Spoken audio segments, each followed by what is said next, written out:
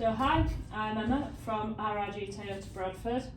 I've been with the company 12 years and started as a trainee service advisor. Worked my way to my first senior management role at RRG Toyota Bradford as after sales manager, and I'm here to present my project to my general manager Pete Smith. Hi. And just want to say thank you for the opportunity of the Management Way project. It's been a steep learning curve over the past 12 months being after sales manager, and I'm here to present the project for module 2. So here I've got the agenda for this. I've got my project, what my project is and the goals that I set, the root cause analysis that I used to get there, my Kaizen, my SMART objectives. We then have some what we did before and some before figures. Then I'll move on to my now process and the figures that we have from the project. I'll then go through some of the challenges that we've faced and then my reflections of my project and the course. Okay. So I chose to do my project on visual health check process and to hopefully improve our upsell statistics. So the goals that I set were to understand some of the problems that we were having, hopefully improve staff engagement by creating a visual health check process, enabling everybody to be on the same page. This should then improve our upsell statistics, but also then increasing the revenue made for the department. So part of my root cause analysis, I chose to use our 5 whys that we learned from the first module. So to start us off, low upsell.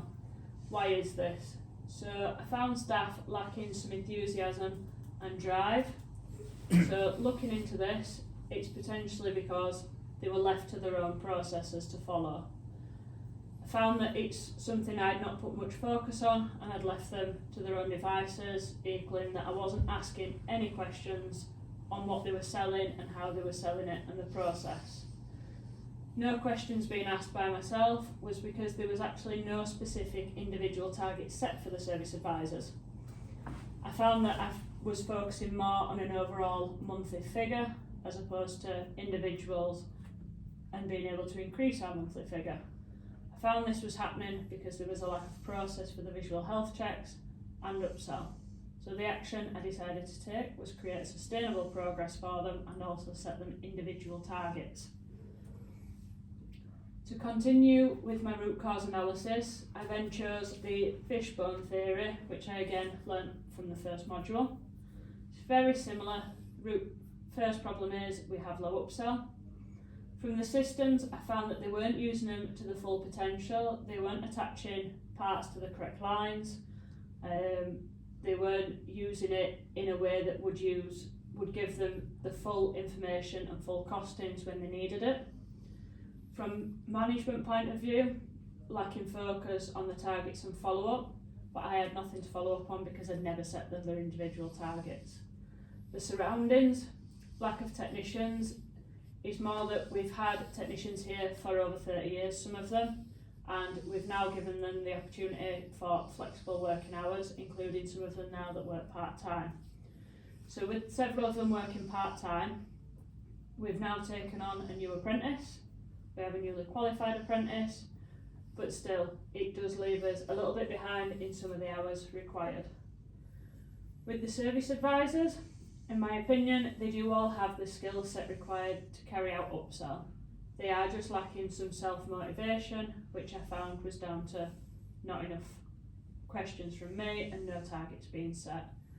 So the full list of things that are not quite right in failures are having no defined process for the visual health checks and pricing things up, not having any individual targets set, unsold work not being followed up, but also service advisors not checking that customers had actually watched the videos that were sent out to be able to give the customer the transparency and visual understanding of what they were talking about when they were on the call. I'll move on to Kaizen. So for this, we've plan, do, check and act. Within the plan point, I was able to sit and watch and listen to the service advisors when they were carrying out their visual health check and their upsell processes. I was able to take the positive things that I found from them to create a process that I believe would work for everybody. Within this, I also decided on a target to set for each individual. Within the Do It section, to roll out the process, sat with the team, and I was able to explain what the process was, why we were carrying it out, and what the targets were going to be set at. And also informing them that they could then check these figures daily themselves whenever they wanted, showing them where to find them, but also that within the Check It section, I would then be following up daily with the process, but also checking the upsell figures getting done. Advisors were able to raise concerns wherever they needed, but because the process was easy enough to follow, there haven't been many concerns. For my action it, we have purely followed the process, and in line we'll hopefully improve our upsell statistics with this. Next I've got for my SMART objectives. So the process is specific in the way that everybody can follow the same process and everybody's on the same page. This in turn will help us achieve the targets that have been set, both monthly and individually. It's measurable in daily checks of the WIPs for any sold work notes, but also of the upsell figures on the system. It's achievable because our retail targets are set, but also we can now monitor what we're doing to achieve them. Relevant in a way that all our targets are set and everybody is now, it's key to achieving our targets is the upsell. But everybody now with this process, it has the same information to go from. Timely because all targets are set in advance, but now we're making sure that we're checking regularly on our upsell figures to get there to our monthly figures. I'll now take you through what we were doing before. So before, the service advisors had their own processes and each did everything their individual ways. Some were similar, but it was still different. They also had no specific upsell targets set to achieve, whether that be individually or collectively. So, which then led to a lack of not having enough focus on the upsell figures, which was more on my part because it wasn't a task that they'd been given. They weren't checking whether the customers had watched the See It Now videos that had been sent out, but also technicians were wasting time having to come through and check whether work had been sold, whether it had not been sold, and whether we'd spoken to the customer, or whether they could simply just remove the car from the workshop. I also found that there were no records being made of the sold work prices. So if a customer called up, if they didn't get through to the advisor they'd spoken to that they'd sold the work, nobody knew what had actually been quoted. So they'd have to wait and speak to the selling advisor. These are the figures I got from before the process started, from August and September. As you can see from Service Advisor A, achieving 122%. So it's quite clear that they are good at selling the work, they're just not quoting enough work. So with this I was able to look into it, but also with Service Advisor B, they are quoting a lot of work, but also not selling as much, being down at 30%, even though they've sold a higher figure than the others. So it enabled me to look into why is that one advisor quoting so much work? Are they quoting for work that wasn't overly required at that point? And it enabled me to look whether Service Advisor A was underquoting for work and only quoting for work that they found they could definitely sell. Service Advisor B is a new advisor for us, and they are doing okay for the moment, but I do believe having a target would improve this. You'll find if you look at September, the figures are also showing a similar thing. Service Advisor A, once again, still 105%, sold more than they've quoted. Again, with Service Advisor B, they've quoted a large amount, being at 29,000, but also have sold 16,000. So they are selling a high percentage, and they are good at what they do, but looking into why they were quoting so much. And Service Advisor B, C, still need some work, but they are improving, even if they are back on from August. So moving on to the process that I've put in place. It is easy enough to follow, and everybody's doing the same thing now. There is a detailed process on the handout given, but an overview of that is that on the pre-call, service advisors are informing customers that will carry out a visual health check and they'll get a video sent. This is getting reconfirmed when they arrival to check the vehicle in. Once the vehicle's in the workshop, the visual health check is carried out, the video is then sent to the customer. Parts are then attaching the correct parts to the allocated lines. Service advisors are then adding any labour required, but also doing this through the visual health check on the system enables us to quote customers correctly at the right price with all the information that they need, with parts, labour and VAT included. Also helps us quote the right amount and then sell the right amount. Once the service advisors then call in the customer, they check whether the customer's watched the video. If they haven't, they're advising if the customer would like to watch it. They'll then give them a call back within a couple of minutes. This gives the customer a feel of transparency. They can see visually what the service advisor is saying that their vehicle needs. Any work that's then sold is loaded onto the whip. It then goes straight through the teletechnician's iPad. The technician then doesn't need to come through and ask if it's being sold and what he needs to do. He can just get on with it, making things more productive. Once the work's then been sold, the service advisor puts the sold work amounts into the notes on the whip. That enables then, if the customer calls up and gets anybody else, that service advisor on the call knows what information is required and can help the customer accordingly. The service advisors then have been set a target individually of £3,000. They also offer drive now, pay later, so any customers that have got a larger bill, they can spread the monthly costs interest free. We're also checking the figures daily and weekly. These are then shared with the team in either team meetings or through emails. They can check them themselves. So improving the upsell process should then hopefully increase our upsell figures, but with this it will increase the parts, service, repair and maintenance figures as well. So these are the figures that I've got from throughout putting the process in place, or once the process had been put in place. And as you can see, the results are very good.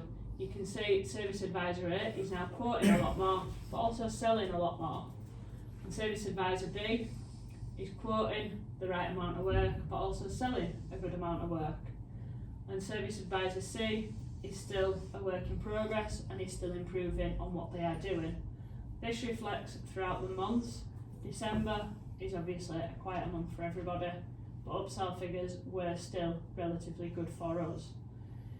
You can see that throughout, all the quoted amounts are still higher than the sold amounts, which means that the tagging of the lines and the parts has been done correctly, and then when loaded through, it's still showing as a correct amount now. So on to the challenges that we've faced along the way.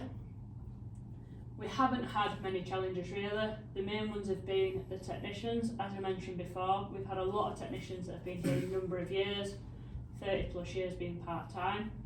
So with us being in the process of also recruiting a new technician, but that goes in line with the ProAce engine rebuilds, which I'm sure everybody's aware of. I do find that we've had quite a few of these now, 2 over the last few months, which has then set us back on the hours that we've been able to allocate to his retail upsell. Also, the things that I see have affected us have been November and December, renowned for being quieter months within after sales departments, particularly December, not many people wanting to spend all the money on upsell on the vehicles, but I have found that everything has had a knock-on effect to the service advisor's confidence. with us not always having enough hours to get stuff done, I found that they're not always selling as much as they could, because they are then questioning whether they'll get it done within the day. And we all know that customers would much prefer work done on the vehicle while it's still here in the workshop, rather than having to take it away, rebook it, bring it back again, and inconveniencing their own days. So the next slide I've got is the reflections I've got from the management programme, but also from the project itself. I thoroughly enjoyed doing the management programme.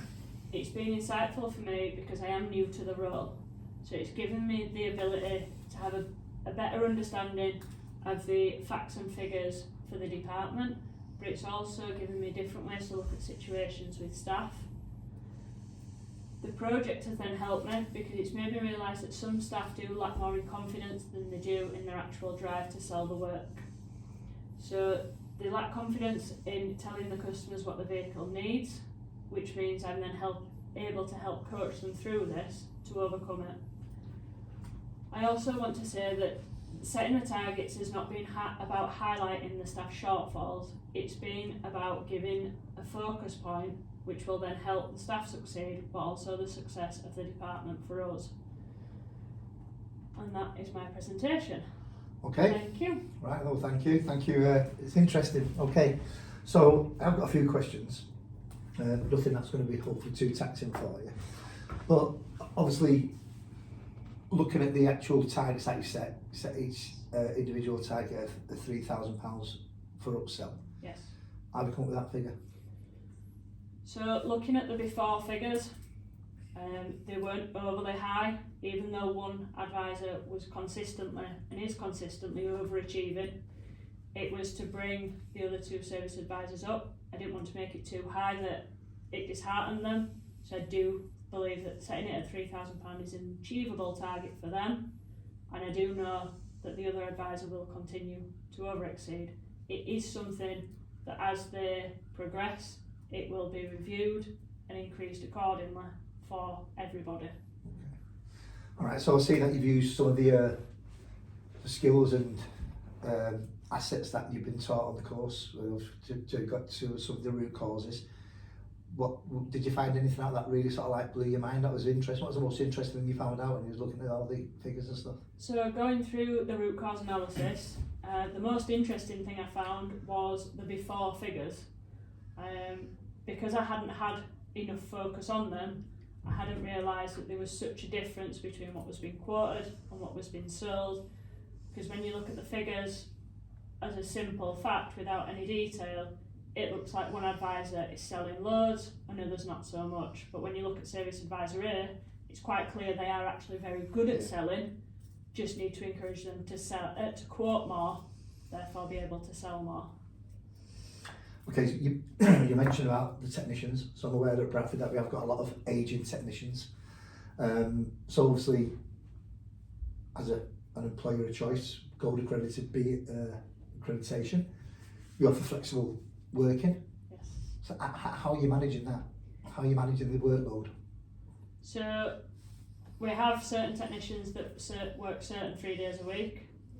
We try and manage the diary around that. But also we have technicians that sort of work the Monday, Tuesday, Wednesday, then a technician that will work the Wednesday, Thursday, Friday, Okay. so it doesn't leave us overly short there. And you mentioned See It Now videos, and that maybe you weren't reviewing them. And you're obviously reviewing them now more. How's the quality? So I do find the quality is good.